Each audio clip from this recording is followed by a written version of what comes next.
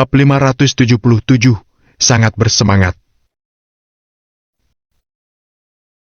Saat itu, Regina sudah melupakan angkatan darat.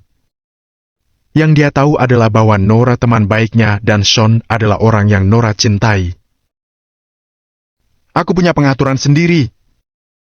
Kamu tidak perlu mengkhawatirkannya. Ekspresi Sean tetap tidak berubah saat menjawab. Pengaturan apa yang kamu punya? Ada jutaan tentara heroik di Northland, dan mereka semua mengatakan bahwa Jenderal Lane sangat terhormat dan adil. Aku juga selalu merasa seperti itu, tapi aku sedikit kecewa padamu sekarang. Mungkinkah 2 tahun kehidupan yang tidak berdaya telah memarut semangat juangmu? Dia tunanganmu. Bagaimana kamu bisa melihat saat dia menikah dengan pria lain? Mata Regina terbelalak saat bertanya dengan nada memojokkan yang sangat dalam. Matanya penuh dengan kekecewaan. Kurang ajar! Theo berteriak saat niat membunuh yang dingin melintas di matanya. Jenderal, kamu seharusnya tahu betul apakah aku benar atau salah. Aku sangat menyinggungmu hari ini. Tolong maafkan aku. Aku akan pergi sekarang. Regina mengatupkan giginya, mengucapkan beberapa kata terakhir pada Sean sebelum dia berbalik dan pergi. Namun, Regina berjalan sangat pelan, sepertinya menunggu Sean memanggilnya. Namun, Sean tidak melakukan itu. Dengan kepribadian Sean, bagaimana bisa dia menjelaskan sebanyak itu pada Regina? Regina menghela napas panjang ketika sampai di depan pintu. Dia kemudian menariknya terbuka dan pergi. Sean, ini... Theo terbatuk-batuk sambil cemas menatap Sean. Bocah kecil itu benar-benar memiliki kepribadian yang galak. Sean tidak marah. Semua yang dilakukan Regina karena khawatir padanya dan Nora. Bagaimana dia bisa marah tentang itu? Hanya Sean yang tidak suka menjelaskan terlalu banyak pada orang lain. Dia tidak akan mengungkapkan hal-hal kepada orang-orang yang sebenarnya belum dia lakukan. Regina salah paham padamu. Theo menggelengkan kepalanya sedikit, merasa sedikit tidak berdaya. Itu tidak apa-apa. Sean melambaikannya dengan acuh tak acuh. Waktu akan membuktikan segalanya. Besok adalah hari keluarga Perkins mencari seorang suami untuk Nora. Karena itu, Sean tidak terburu-buru saat itu. Itu benar, Jenderal. Ketika aku kembali dengan Regina sebelumnya, kami membicarakan tentang beberapa urusan angkatan darat. Berdasarkan apa yang dia katakan, orang yang berdiri di belakang Wesley benar-benar bawahan Odom. Jadi, apa tindakan kita selanjutnya? Theo tidak bisa tidak khawatir ketika dia menyebutkan itu. Orang di belakang Wesley adalah bawahan Odom. Jadi itu berarti Wesley sendiri adalah bawahan Dane juga. Jika Sean ingin melawan keluarga Eason, dia pasti harus menghadapi Wesley. Saat identitas Sean terungkap, Wesley pasti akan memberitahu Odom tentang masalah itu. Setelah itu terjadi, Odom akan dapat dengan mudah membunuh Sean saat dia berada di kota Riverfall. Jelas Odom tidak akan pernah memberi Sean kesempatan untuk kembali. Hanya dengan membunuh Sean dan membuat Sean benar-benar menghilang, posisinya akan dikuatkan. Wesley? Tidak perlu khawatir. Aku punya rencana sendiri. Sean tersenyum aneh saat dia mendengar Theo.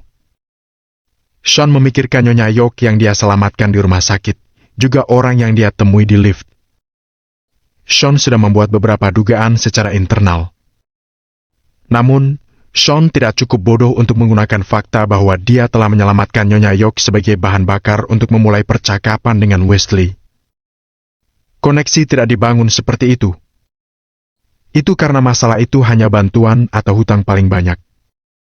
Hutang memiliki penggunaan terbatas untuk mereka. Sean ingin menarik Wesley ke sisinya dan menjadi teman. Hanya dengan itu bisa bertahan lebih lama, dan rencananya ke depan akan bisa dimulai. Mari kita abaikan keluarga Eason untuk saat ini. Kita bicarakan setelah masalah keluarga Perkins. Sean meletakkan cangkirnya dan berkata, "Ya, aku akan mengikuti perintahmu." Theo mengangguk dan mengakui. Malam pun berlalu tanpa ada percakapan lagi. Dalam sekejap, itu sudah keesokan harinya. Pukul 8 pagi, Hotel Lakeside sudah ramai. Bahkan pada hari-hari biasa, bisnis Hotel Lakeside cukup baik. Namun, jarang terjadi seperti hari itu. Lagi pula, harga di sana bukanlah sesuatu yang mampu dibeli oleh orang biasa. Mereka yang mampu membelinya tidak akan berada di sana setiap hari. Itulah mengapa sangat jarang untuk sesesak seperti saat itu. Terakhir kali adalah saat Nora mengaku di Hotel Lakeside. Ini membuatnya terjadi untuk yang kedua kalinya. Kedua waktu itu, Nora telah menjadi bintang pertunjukan. Ekspresi Nora sama seperti yang terakhir kali. Dia enggan tapi tidak berdaya. Saat itu, Hotel Lakeview sudah dipersiapkan dan siap. Meskipun itu bukan pesta perayaan seperti pernikahan, itu tetap terjadi luar biasa. Malam sebelumnya, Yates datang ke Hotel Lakeview untuk membicarakan pemesanan seluruh hotel. Karena itu di menit-menit terakhir, Hotel Lakeside secara wajar menolak permintaannya di tempat. Jika mereka mengiyakan keluarga Perkins, mereka harus mengusir banyak tamu penting yang sudah memesan kamar mereka. Mereka pasti tidak akan menyinggung begitu banyak pelanggan demi keluarga Perkins. Namun, keturunan kaya kota River Falls semuanya dipanggil, mencoba membantu keluarga Perkins. Hotel tidak mampu menahan tekanan dan segera meminta pendapat Ben. Tentu saja, Ben mengikuti perintah Sean dan langsung menyetujuinya. Begitulah cara keluarga Perkins bisa mengadakan perjamuan di Hotel Lakeside hari itu. Hotel itu sangat besar, dan dia pergi tanpa berkata. Hanya parkir mobil terbuka di luar tampak seperti plaza besar. Saat itu, tempat parkir mobil dipenuhi dengan berbagai mobil mewah. Semuanya berharga lebih dari 1,4 miliar rupiah. Di antara mereka ada beberapa Ferrari. Lebih jauh lagi, ada beberapa mobil mewah lagi yang sedang menuju. Keluarga Perkins sedang mencari seorang suami, dan itu bahkan untuk Nora. Itu secara alami menarik banyak orang. Bahkan ada beberapa keluarga yang sudah muncul meski belum memiliki anak dengan usia sepadan. Tidak peduli apa, keluarga Perkins masih keluarga yang kuat di kota River Falls. Itu jelas pengakuan yang harus mereka buat. Mereka hanya ada di sana untuk menikmati pertunjukan dan bahkan akan melihat dengan siapa Nora, wanita tercantik di kota River Falls, akhirnya mengikat janji. Bab 578, Tidak Pandang Bulu. Di pintu masuk Hotel Lakeside, Kenneth, Yates, Fanny, dan anggota keluarga Perkins lainnya semuanya berdiri di sana. Mereka tentu saja tidak akan melewatkan kesempatan untuk menjadi bagian dari acara seperti ini yang akan membuat mereka menjadi pusat perhatian. "Ah, Tuan Samberg, silakan masuk. Tuan Steiner, kamu di sini juga. Masuk dan duduklah." Kenneth tersenyum saat menyapa semua tamu, terlihat sangat antusias. "Haha, keluarga Perkins sedang mencari seorang suami. Ini adalah urusan besar. Tentu saja, kita akan berada di sini." Semua orang saling berbasa-basi sebelum mereka memasuki hotel. Yates berdiri di sisi lain. Dia tidak berada di lingkaran yang sama dengan Kenneth, jadi dia bertugas menyambut orang-orang yang berbeda. Orang-orang yang dihadapi Kenneth adalah semua bos bisnis kota River Falls atau master rumah tangga mereka. Sementara itu, orang-orang yang secara teratur berinteraksi dengan Yates sebagian besar adalah generasi kedua dari para bos itu. Karena itu, Yates yang bertanggung jawab atas orang-orang itu. Fanny berdandan rapi dan ditempeli riasan saat dia berusaha terlihat cantik di sebelah Yates. Jika mereka tidak mengenal lebih baik, para tamu akan mengira bahwa Fanny adalah orang yang mencari seorang suami hari itu. Namun, itu sebenarnya sesuatu yang ada di pikiran Fanny. Meskipun hari itu mereka seharusnya mencari seorang suami untuk Nora, Fanny tidak akan melepaskan kesempatan sebesar itu. Semua orang yang ada di sana hari itu semuanya adalah keturunan keluarga kaya. Semuanya adalah orang-orang yang luar biasa. Wajar saja jika Fanny menginginkan sebuah telur emas untuk dirinya sendiri. Namun, para pria yang ada di sana hari itu bahkan tidak punya waktu untuk melirik Fanny. Mereka semua cukup tidak sabar dan hanya ingin memasuki hotel lebih cepat. Mereka ingin berkesempatan untuk berbicara dengan keindahan kota Riverfall yang terkenal, Nora. Lyndon, oh, Tuan Zimmerman ada di sini juga? Silakan, masuk. Yates menyunggingkan senyum di wajahnya saat dia terus-menerus menyapa semua orang. Setelah mengantar beberapa ahli waris, Yates dan Fanny kembali ke pintu masuk. Mereka sempat bernapas sejenak. Kalian ini semua sangat jahil. Ekspresi Fanny menjadi gelap dan nadanya penuh amarah. Dia sudah melihat ke setiap pria yang baru saja masuk sebelumnya. Di antara mereka ada beberapa yang Fanny perhatikan. Namun, orang-orang itu bahkan sepertinya tidak melihatnya.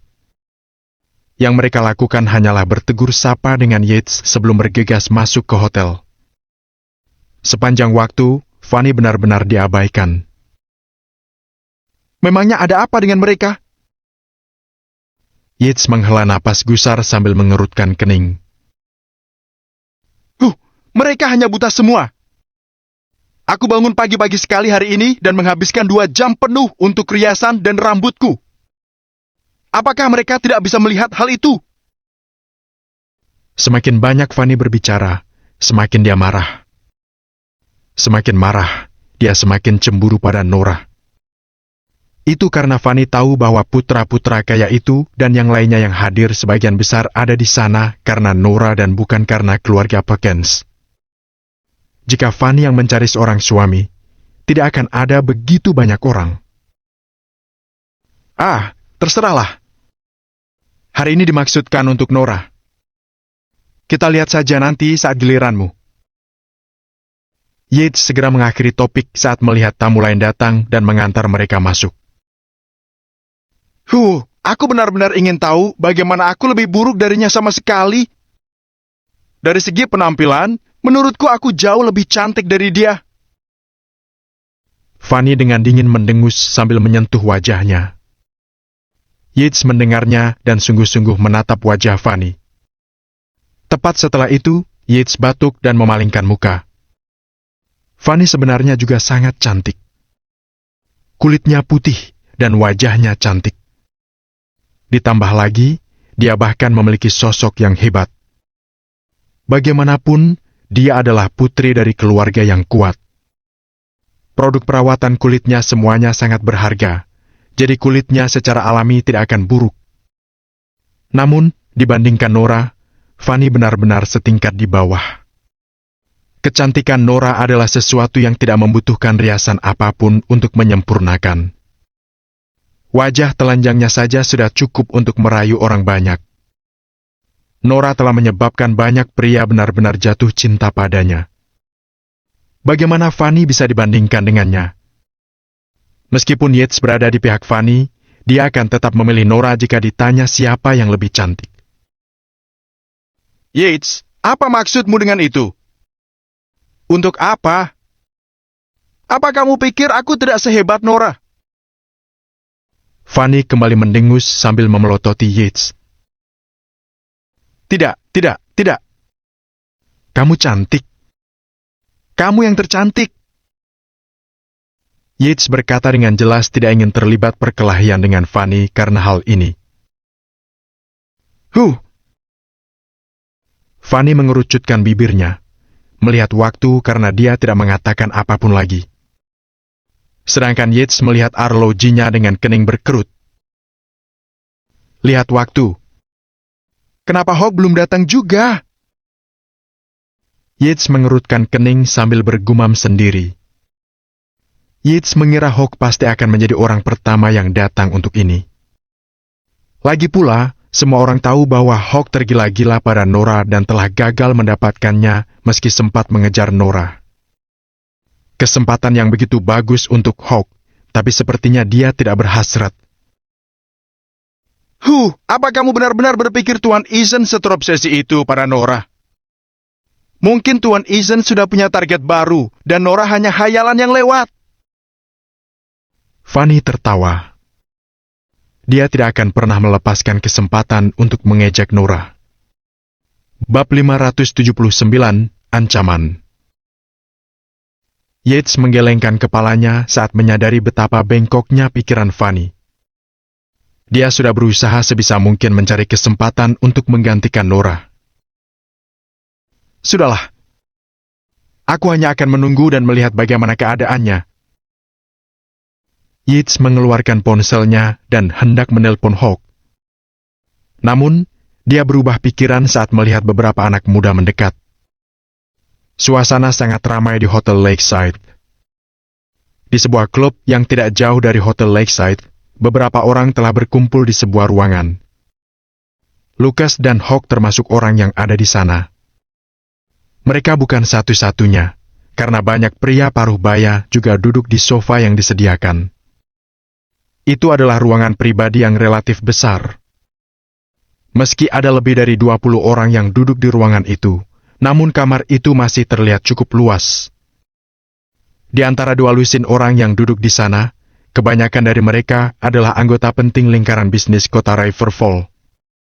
Beberapa dari mereka berusia 50-an dan merupakan pemimpin keluarga bangsawan kota Riverfall yang terkenal.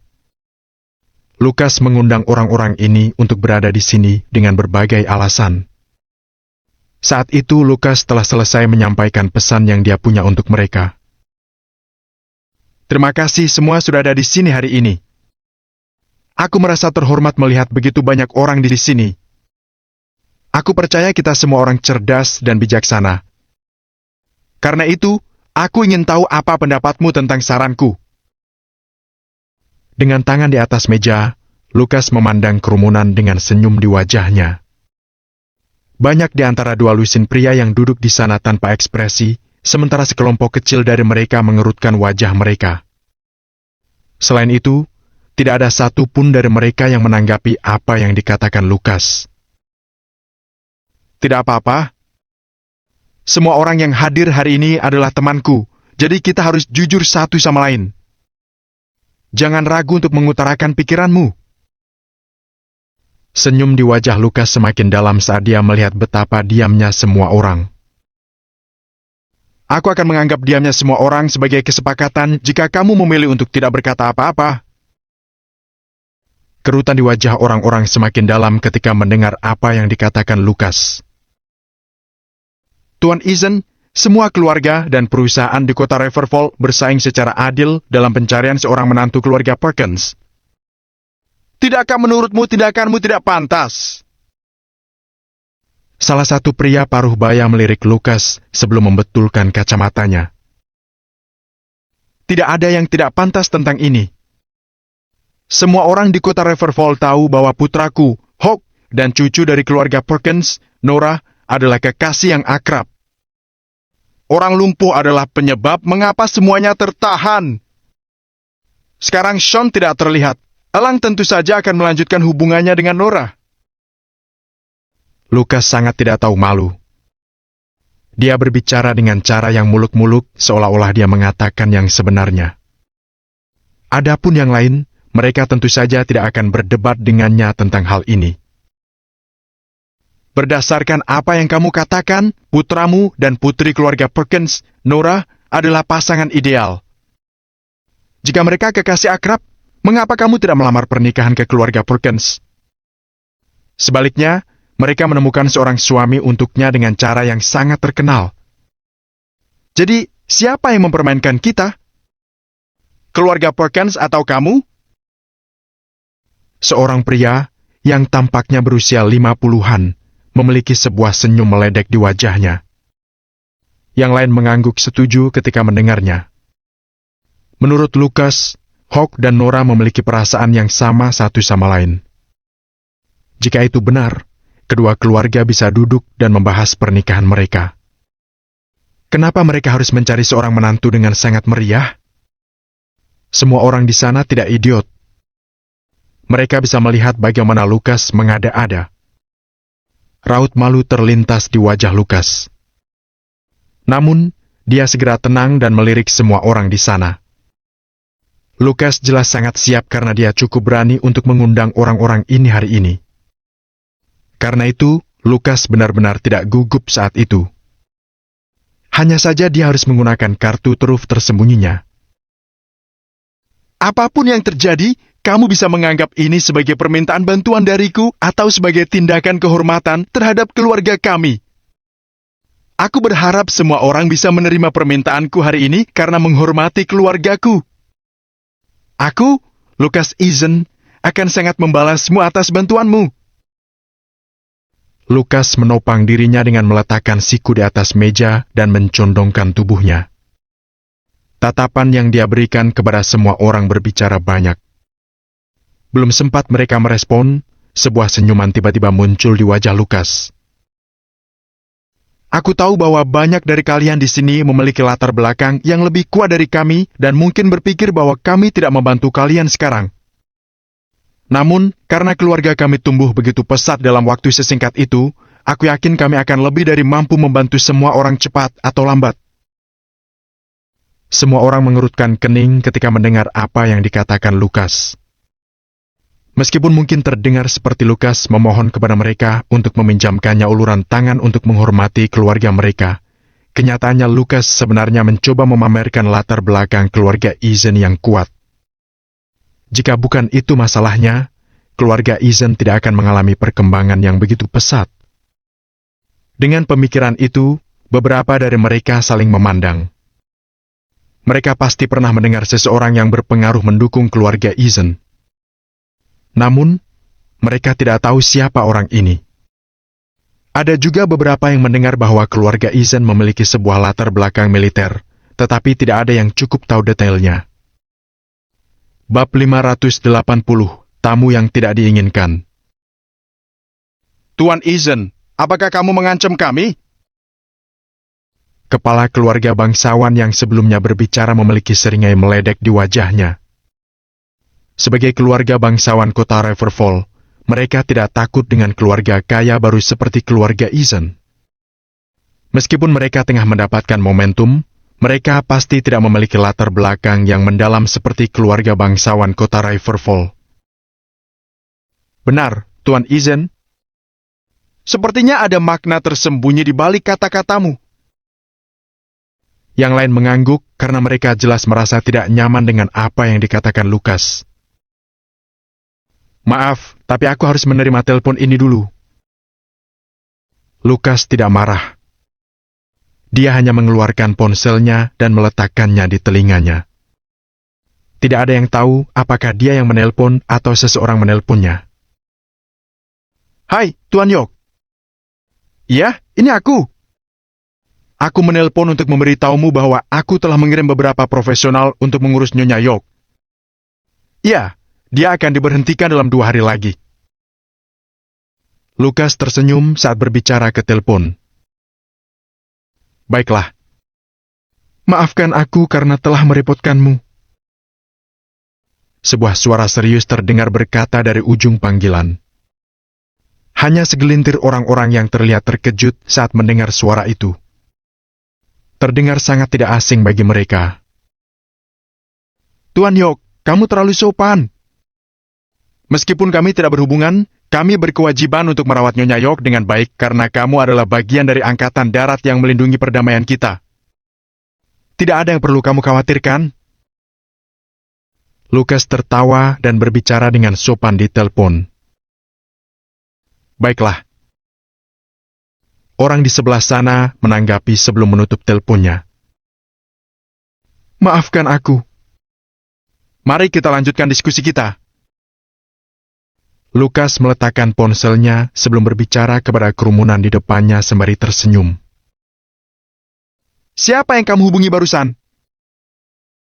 Pria paruh baya yang sebelumnya tidak senang dengan Lukas itu memiliki kerutan dalam di wajahnya seolah-olah dia sedang tenggelam dalam pikirannya sendiri. Menurutmu siapa yang memenuhi syarat untuk dipanggil sebagai Tuan York di kota Riverfall? Lukas menatap pria paruh baya itu dengan senyum penuh arti di wajahnya. Huff. Pria paruh baya itu menarik napas dalam-dalam karena dia tiba-tiba sadar. Dia akhirnya ingat siapa pemilik suara di ujung telepon.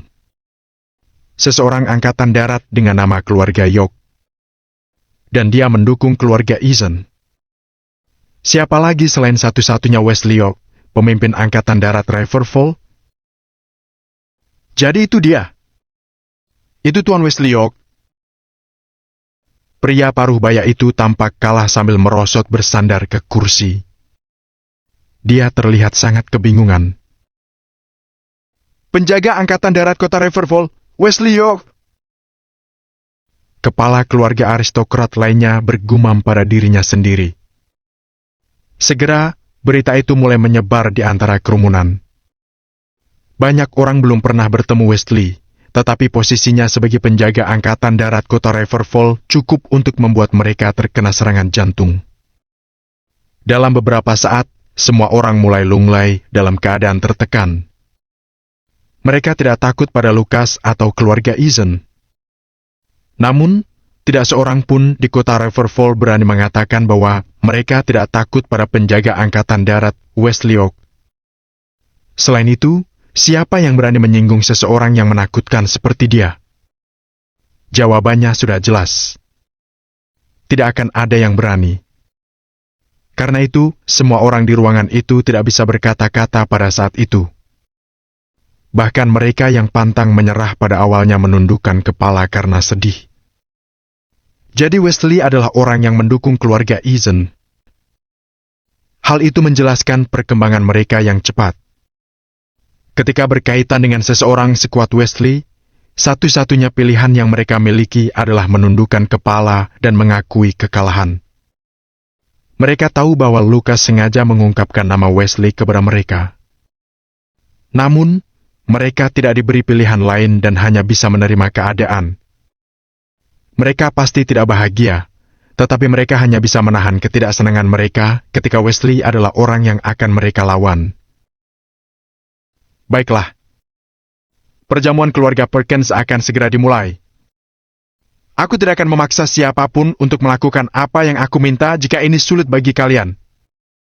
Sekarang, mereka yang bersedia menghormati keluargaku bisa tinggal di sini, tapi aku tidak akan menghentikan siapapun untuk pergi. Lukas mulai berbicara kepada orang banyak ketika dia mengamati bagaimana ekspresi wajah semua orang berubah. Dia diam-diam senang dengan hasilnya. Setengah dari orang-orang di sana akan pergi jika Lukas mengatakannya 3 menit yang lalu. Namun, siapa yang cukup kurang ajar untuk melakukannya saat ini? Mereka yakin akan berakhir sebagai musuh keluarga Eason saat mereka keluar dari ruangan ini. Masalahnya bukan karena menyinggung keluarga Eason, melainkan karena melibatkan Wesley. Jika itu terjadi, bagaimana mereka akan bertahan di kota Riverfall? Karena itu, semua orang tetap di kursi mereka meskipun sudah 1 menit sejak Lukas selesai berbicara. Jadi, apa semua orang sudah memutuskan untuk menyerah karena menghormati keluarga kita? Senyum di wajah Lukas melebar. Dia akhirnya menguasai orang-orang ini. Aku ingin mengucapkan selamat kepada semua orang karena telah membuat pilihan yang bijak. Aku berjanji bahwa keluarga kami akan mengingat apa yang kalian lakukan hari ini. Lukas mengatakan ini dengan gembira sambil tertawa. Semua orang tetap diam selama beberapa detik sebelum mereka memaksakan diri untuk tersenyum bersama dengan Lukas. Pada saat itu, kembali ke Hotel Lakeside. Anggota keluarga bangsawan kota Riverfall dan perusahaan terkenal mulai berdatangan ke hotel. Orang-orang yang ditunjuk dari hotel kemudian membawa mereka ke ruang perjamuan di lantai teratas. Lantai teratas Hotel Lakeside memiliki ruang terbesar dan dekorasi termewah. Benar saja, tidak semua orang diizinkan untuk memesan seluruh lantai. Jika Ben tidak memberi rekomendasi untuk mereka, keluarga Perkins tidak akan mampu melakukannya. Hanya segelintir orang-orang yang bisa memesan seluruh hotel Lakeside tanpa janji. Karena itu, saat mereka masuk ke aula di lantai teratas, semua orang merasa bahwa keluarga Perkins masih mampu. Bagaimanapun, unta yang kelaparan masih lebih besar dari kuda. Keluarga Perkins masih merupakan salah satu keluarga bangsawan yang lebih tua di kota Riverfall. Pada saat itu, ada meja yang tidak terhitung jumlahnya disiapkan di area lantai atas. Keluarga Perkins tidak perlu membuat pengaturan khusus. Anggota masyarakat elit yang masuk akal ini mulai duduk berdasarkan nomor meja yang diatur. Nyonya Perkins duduk di kursi berlengan kuno sambil menyapa keluarga bangsawan lainnya dengan senyuman. Nyonya Perkins, hampir semua tamu sudah datang. Seorang anggota keluarga Perkins memberitahu Nyonya Perkins. Bagus. Minta Yates dan yang lainnya untuk naik ke sini. Makan malam akan segera dimulai. Perintah Nyonya Perkins seraya mengangguk sambil tersenyum. Di pintu masuk Hotel Lakeside, Yates sudah menunggu Hawk, tapi dia belum datang. Sebaliknya, sekelompok tamu yang tidak diinginkan malah datang. Bram? Bram. Itu adalah suara mesin mobil yang menusuk telinga. Prosesi panjang mobil datang bergegas menuju hotel dengan cara berkelas. Setidaknya ada 20 mobil dalam iring-iringan mobil ini. Mereka semua mendominasi kendaraan lintas negara hitam. Roda lebar kendaraan lintas alam berguling di atas tanah saat mereka bergegas menuju hotel seperti penyergapan harimau ganas.